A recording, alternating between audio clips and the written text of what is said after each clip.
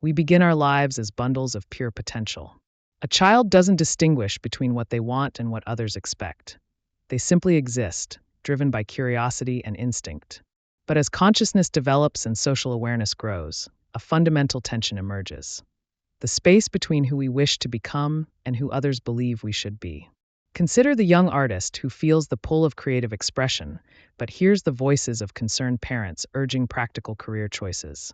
Or the corporate executive who achieved everything society defines as success, yet feels an inexplicable emptiness when alone with their thoughts. This tension represents one of the most profound philosophical dilemmas of human existence: how to reconcile our authentic desires with the expectations that surround us. The ancient Greeks had a word, eudaimonia, often translated as flourishing or well-being, which referred to the highest human good. Aristotle believed that achieving this state required living virtuously according to one's nature. But what is our nature, and how do we discern it amidst the cacophony of social conditioning? Are our deepest desires truly our own, or are they shaped by the expectations we've internalized from family, education, media, and culture? The philosopher Charles Taylor speaks of strong evaluations, the values that define not just what we want but who we are. These evaluations occur within what he calls webs of interlocution, the social contexts that shape our understanding of what constitutes a good life. We cannot form identities in isolation. We need language and concepts that necessarily come from our communities. Yet those same communities often create frameworks that constrain our possibilities. Friedrich Nietzsche presents the tension more starkly with his concept of living beyond good and evil. For Nietzsche, truly authentic living requires breaking free from societal expectations, what he called herd morality, to create one's own values.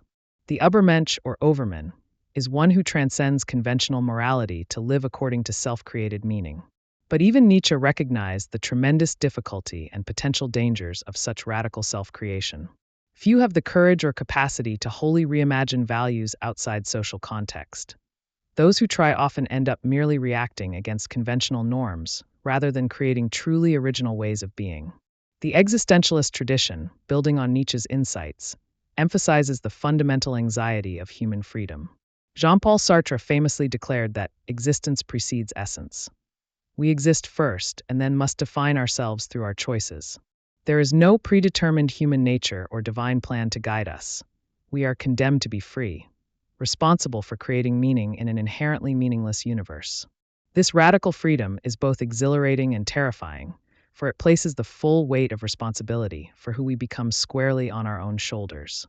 Yet Sartre's contemporary, Simone de Beauvoir, recognized that our freedom is always situated within concrete historical and social conditions. In her groundbreaking work, The Ethics of Ambiguity, she argues that authentic freedom can only be realized by acknowledging both our fundamental liberty and the real constraints we face. We cannot simply ignore social expectations. We must engage with them critically, accepting some while rejecting others based on our own evolving sense of purpose. Eastern philosophical traditions offer different perspectives on this tension. The Bhagavad Gita introduces the concept of swadharma, one's personal duty based on their nature and position in life. It suggests that true fulfillment comes not from chasing personal desires unreflectively, nor from simply conforming to external demands, but from understanding one's authentic nature and acting accordingly. The tension remains, but is reframed as a path to self-discovery rather than an irreconcilable conflict. Confucian philosophy emphasizes the importance of roles and relationships in human flourishing. The self is understood as inherently relational, defined through connections to family, community, and tradition. From this perspective, abandoning social expectations entirely would not lead to liberation, but to a diminished selfhood. The challenge becomes finding personal meaning within, rather than outside of one's social roles. Taoism offers yet another approach with its concept of wu-wei or non-action. This doesn't mean literal inaction, but rather action that flows naturally, without force or unnecessary effort. The Taoist sage attunes themselves to the Tao, the natural way of things, and acts spontaneously in accordance with it, neither suppressing inner nature to conform nor obstinately asserting individual will against the grain of reality. Perhaps most poignant is Soren Kierkegaard's despair of possibility, the vertigo that comes from facing infinite choices with finite understanding.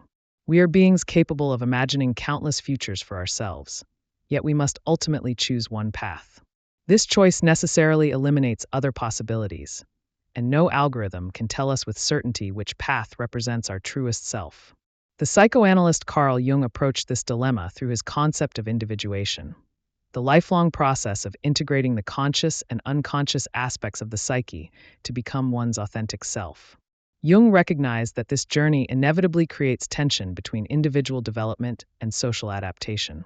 Too much conformity to collective expectations leads to alienation from one's true nature, while complete rejection of social norms risks psychological isolation and potentially destructive narcissism.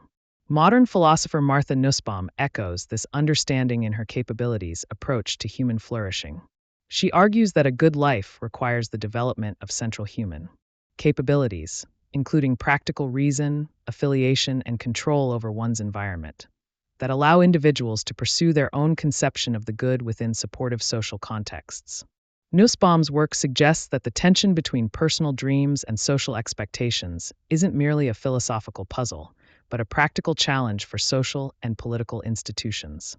The sociologist Pierre Bourdieu offers a more sobering perspective with his concept of habitus, the deeply ingrained habits, skills, and dispositions that we develop through our social experiences. Bourdieu argues that our sense of what is possible or appropriate for people like us is largely determined by our social position. What we experience as personal desires may often be the product of our social conditioning, making the very distinction between authentic dreams and external expectations problematic. Yet, even acknowledging the social construction of desire doesn't eliminate the experience of tension.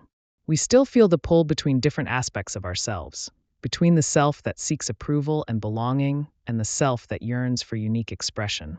The philosopher Bernard Williams described this as the conflict between internal and external reasons for action.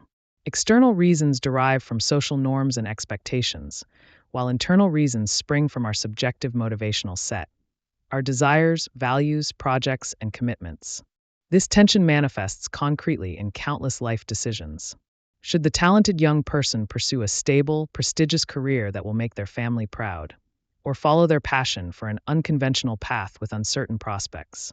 Should the mid-career professional remain in a secure but unfulfilling role that supports their family, or risk everything on a venture that promises greater personal meaning? Should the retiree conform to social expectations of leisurely golden years, or embark on challenging new projects that ignite their spirit? The philosopher Susan Wolf offers a thoughtful perspective on such dilemmas in her work on meaning in life. She argues that a meaningful life requires engagement with projects of objective worth that also subjectively attract us. Neither purely self-interested pursuits nor self-sacrificing adherence to external demands can provide the kind of meaning that makes life truly fulfilling. We need both personal passion and connection to something larger than ourselves. The challenge of balancing personal dreams with expectations is further complicated by the radical changes in modern society. Traditional cultures offered clear life scripts, predetermined roles and pathways that provided security at the cost of freedom. The modern world, by contrast, presents us with an overwhelming array of options, but far less certainty about which paths lead to fulfillment. As sociologist Zygmunt Bauman observed, we have moved from a solid modernity of fixed institutions to a liquid modernity characterized by constant flux and reinvention. In this liquid modern context, we face not just the eternal philosophical question of how to live authentically, but also the practical challenges of navigating a rapidly changing landscape of opportunities and constraints. The gig economy, digital nomadism, and continual career reinvention reflect not just economic changes, but shifting understandings of what constitutes a good life. The tension between personal dreams and expectations is not merely psychological, but ontological. It speaks to the nature of human existence itself. We are simultaneously autonomous agents and social beings, creators of meaning and inheritors of traditions, dreamers reaching for stars and creatures bound by gravity. Martin Heidegger captured this dual nature in his concept of thrownness, Geworfenheit. We are thrown into a world not of our choosing, with its pre-existing meanings and expectations, yet we must still forge our own path within these given conditions. The philosopher Hannah Arendt built on this understanding with her concept of natality, the human capacity to bring something new into the world. Each person represents a new beginning, a unique perspective that has never existed before and will never exist again. Yet this creative potential can only be realized within the web of human relationships that give our actions meaning and consequence. Perhaps the tension between personal dreams and social expectations cannot and should not be fully resolved. The philosopher Maurice Merleau-Ponty suggested that ambiguity is not a defect of existence to be eliminated, but its very definition. To be human is to live in the creative tension between personal desires and social demands, between freedom and constraint, between the given and the chosen. In this sense, the philosophical challenge is not to eliminate the tension, but to inhabit it creatively, to discover how our unique potential might contribute to the common good, how our personal dreams might find expression within and through our relationships, how the expectations we've inherited might be transformed rather than simply rejected or accepted. The Irish poet John O'Donoghue captured this beautifully when he wrote, "Each one of us is an artist of our days. The greater our integrity and awareness, the more original and creative our time will become." The art of living well may lie not in escaping the tension between dreams and expectations, but in transforming it into the raw material of a life that is both authentically personal and genuinely connected. If the first challenge of human existence is recognizing the tension between our personal dreams and societal expectations, the second and perhaps more difficult challenge is learning to navigate this tension wisely. How might we move beyond seeing these forces as irreconcilable opposites toward a more nuanced understanding of their dynamic interplay? The German philosopher Hegel offers us a useful framework through his concept of dialectic. For Hegel, human consciousness and history move forward not through simple choices between opposing options, but through a process of thesis, antithesis, and synthesis. Applied to our dilemma, the unreflective acceptance of social expectations represents the thesis, while the rebellious assertion of individual desires constitutes the antithesis. The synthesis lies not in choosing one over the other, but in transcending the opposition to reach a higher integration that preserves elements of both. This Hegelian lens helps us recognize that the apparent conflict between personal dreams and social expectations contains within it the seeds of a more complex harmony.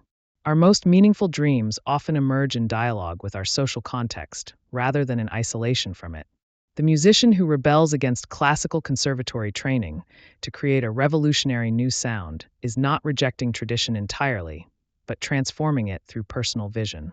The entrepreneur who challenges industry conventions often does so from deep knowledge of those very conventions. The philosopher Alasdair MacIntyre provides further insight through his concept of a practice, a coherent, complex form of socially established cooperative human activity with internal goods and standards of excellence. Becoming a doctor, an artist, a teacher, or a parent involves entering into practices with traditions, standards, and communities. Within these practices, we discover that excellence requires both mastery of established standards and creative innovation. The truly great doctor doesn't simply follow protocols, but develops wise judgment about when and how to adapt them to unique situations. MacIntyre argues that a good human life has narrative unity. It tells a coherent story. This narrative is neither solely authored by the individual nor wholly determined by society, but emerges through the individual's engagement with social practices and traditions. We find our personal dreams not by escaping social context, but by creatively engaging with and extending the narratives we inherit. The American pragmatist John Dewey similarly rejected the sharp dichotomy between individual and society. For Dewey, individual growth and social progress are interdependent. The flourishing of each requires the flourishing of both. He envisioned democracy not merely as a political system, but as a way of life that allows individuals to develop their unique capacities while contributing to the common good. In Dewey's vision, education should foster both individual creativity and social responsibility, not as competing aims, but as complementary aspects of human development. The tension between conformity and authenticity takes on particular intensity in our contemporary attention economy, where constant comparison through social media creates new forms of external expectation. The philosopher Byung-Chul Han describes how the pressure to perform and project a successful image creates a society of exhausted, anxious individuals constantly striving to measure up to impossible standards. In this context, rejecting all external expectations might seem like the only path to psychological freedom. Yet total rejection of social norms carries its own perils. The psychiatrist-philosopher Ian McGilchrist argues that the increasing dominance of left hemisphere thinking in Western culture, with its focus on abstraction, fragmentation, and explicit rationality, has diminished our capacity for the right hemisphere's more holistic, embodied, relationship-oriented understanding. The atomized individual pursuing personal dreams in isolation from community represents not the height of human potential, but its diminishment. Some of the most insightful approaches to our dilemma come from feminist philosophy, which has long grappled with the challenge of achieving authentic selfhood within patriarchal social structures. The philosopher Maria Lugans introduced the concept of world traveling, the ability to move between different social worlds while maintaining a unified sense of self. For marginalized individuals especially, cultivating this capacity for playful world traveling allows for both authentic self-expression and strategic engagement with social expectations. The philosopher Lisa Tessman takes this analysis further with her concept of burden virtues, character traits that are simultaneously morally admirable and personally damaging when developed under oppressive conditions. This nuanced perspective reminds us that navigating between personal dreams and social expectations is not merely a matter of abstract philosophy, but of concrete power relations that make certain paths more accessible to some than others. Perhaps the most promising philosophical approaches come from those who reject the binary opposition between individual and society altogether. The French philosopher Paul Ricoeur proposed a model of narrative identity that recognizes the self as both an agent who acts and a character shaped by cultural narratives. Our identity emerges through the creative interpretation of the cultural stories we inherit, as we selectively appropriate, reject, or transform elements of our tradition. Similarly, the Canadian philosopher Charles Taylor speaks of the social imaginary, the common understanding that enables collective practices and a widely shared sense of legitimacy. Our personal dreams take shape within this social imaginary, drawing on its resources even when challenging its limitations. The truly original innovator doesn't create ex nihilo, but perceives new possibilities within the existing social world. How might these philosophical insights translate into practical wisdom for individuals navigating the tension between dreams and expectations? Perhaps we can draw several principles. First, authentic selfhood requires critical engagement with social expectations rather than blind acceptance or wholesale rejection. We must examine the expectations we've internalized, questioning which serve our flourishing and which constrain it unnecessarily. This examination isn't easy. Many of our most powerful social conditionings operate below the threshold of consciousness. As Pierre Bourdieu observed, the most effective forms of social domination are those that go unrecognized as domination, appearing instead as simply the way things are. Second, meaningful personal dreams rarely emerge in isolation from social context. Even the most revolutionary artist or thinker works within and against a tradition. Understanding the social practices and traditions we participate in helps us identify the internal goods and standards of excellence that might guide our aspirations. Rather than asking, "What do I want?" in abstract terms, we might ask, "What excellence am I drawn to pursue within the practices that engage me most deeply?" Third, navigating this tension requires ongoing dialogue between our various selves and commitments. The philosopher Amélie Rorty describes how we contain multiple characters: the ambitious professional, the loyal friend, the creative artist, the dutiful family member, each with different values and priorities. Integration doesn't mean forcing these characters into rigid hierarchy, but fostering communication among them, allowing each its voice and place within our life narrative. Fourth, true authenticity involves responsiveness to others rather than mere self-assertion. The philosopher Emmanuel Levinas argues that our ethical responsibility to others precedes and grounds our individual freedom. Our dreams become meaningful not through solipsistic pursuit, but through their connection to the needs and flourishing of others. The artist creates not merely for self-expression, but to communicate. The entrepreneur innovates not just for personal gain, but to provide value. The teacher teaches not simply to display knowledge, but to foster learning. Fifth, we need communities that support authentic development rather than enforcing rigid conformity. The philosopher Nell Noddings emphasizes the importance of caring communities that nurture individual growth while fostering connection and mutual responsibility.